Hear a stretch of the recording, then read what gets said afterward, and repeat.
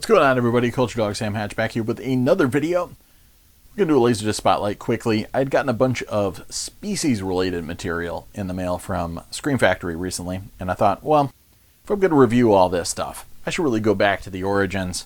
Jump back to 1995 with Roger Donaldson's original Species. I may or may not have been known to call this film Feces back in the day.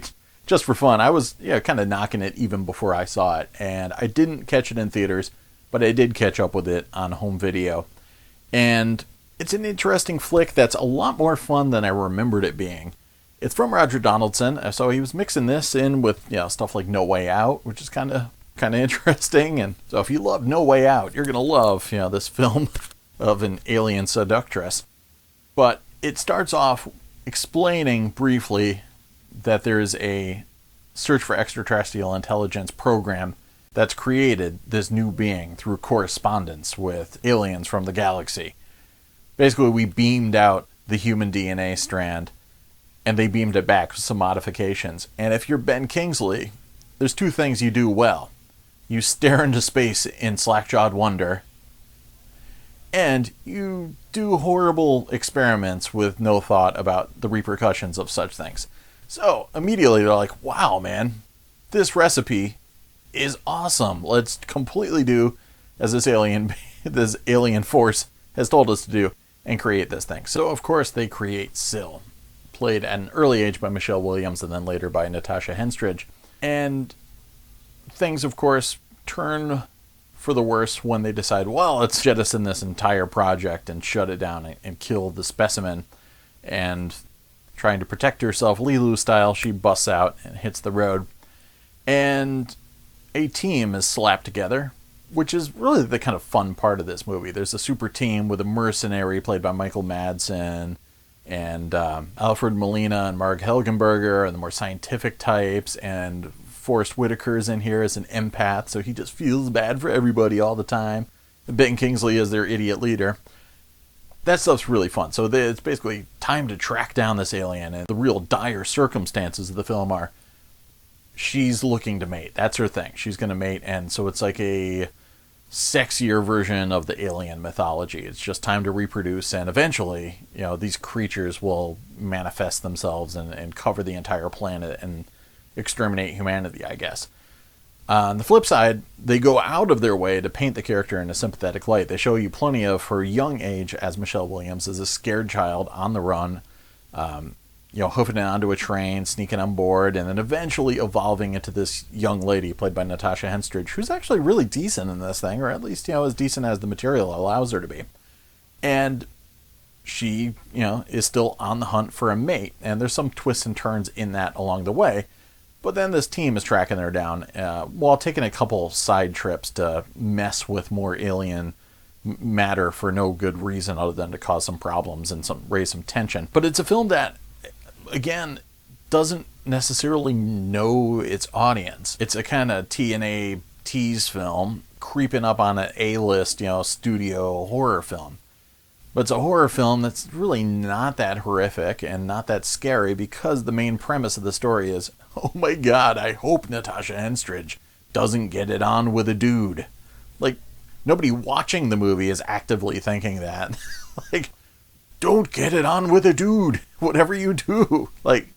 So it's really just like a kind of waste of time in a certain sense, because it's never going to generate any tension, because her hooking up at a nightclub isn't anything that's going to terrify anybody.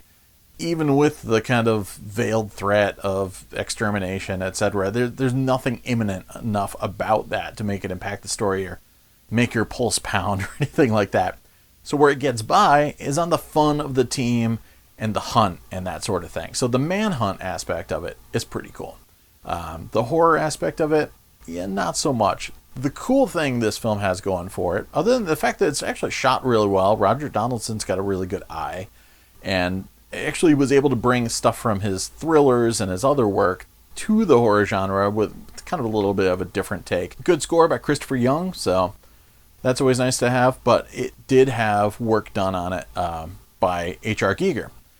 And most of that stuff really doesn't make the film. There are some kind of nightmarish sequences where you see Syl in her full alien form, and she does eventually start manifesting that in the real world.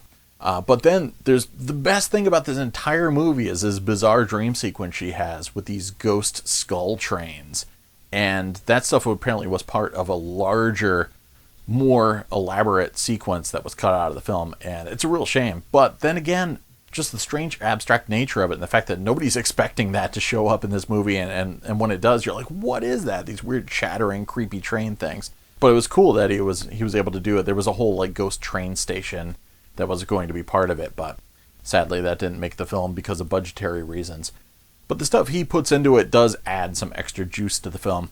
It does, like every other movie for some reason around this time, has a sort of subterranean third act, or at least part of the second act, between Mimic and the Relic, etc. But the way it's shot is actually pretty cool, because when you do eventually go hang out in some caves and stuff like that, it's pretty well lit, which is nice. There's some CG work that's relatively dodgy. The practical effects are all really good. But yeah, some of the CG stuff is better than others. But then again, this is, mid-90s. A lot of this stuff is still in its infancy, so you can't really get mad at it too much. It does have, no spoilers intended, but a pretty, cheesy gotcha wrap up towards the end. And it does get kind of annoying when one character's in danger and everybody just screams his name nonstop for like 15 minutes straight. But yeah, it was a lot more fun than I remembered it being, and while it's not the best creature feature out there, it's pretty cool. The only thing I kind of wish is I really like the kind of futuristic feel of the laboratory scenes in the beginning, and even the train that she rides has a kind of upper deck that looks almost futuristic, and I almost kind of wish they had set this movie in the future instead of just, present day 90s. But that said, I understand for budgetary reasons. It also has Whip Hubley in it, which is awesome, because he was Kurt Russell's brother-in-law back in the day when Kurt was married to Susan Hubley from Escape from New York fame. But he tends to be in a lot of Kurt Russell product, etc. And he's usually this smaller character. He was Hollywood in Top Gun. And ever since watching Executive Decision, when just about everybody on this mission team were a pretty well-known actor, except for him, kind of created this whole game where you watch the film from the perspective that Whip Hubley's character is the real star of the film. So Sergeant Baker of Executive Decision is the real star of the film. And of course he's in here for a little bit, so go Whip Hubley.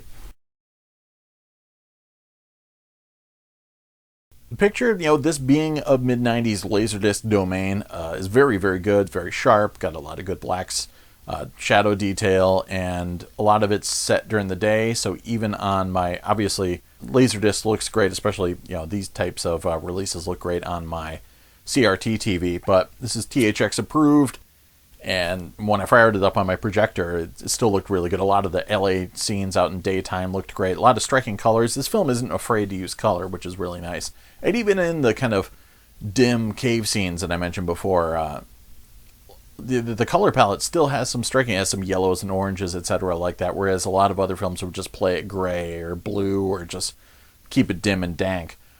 So that's one really nice thing about it. Yeah, it's not afraid to throw a little color at you. But yeah, really, sharp picture, looks very good. I mean, there's a Blu-ray out there. I'll probably pick it up sometime to complete my collection. But yeah, I don't mind watching this on Laserdisc at all. Sound, it does have doesn't have an audio commentary track, so it does have the mono analog on the left channel, but it does have AC3, of course encoded on the right analog channel, Dolby Digital 5.1 surround sound, and it does have a regular PCM stereo surround track that you can decode with a Pro Logic decoder, etc. And the AC3 track is nice. It's got a decent presence to it, not always an amazing amount of discrete surround material, but in a lot of the scenes with the military trying to recapture Syl, there's a lot of helicopter movement around you. And that's where the bulk of the swirling effects come into play.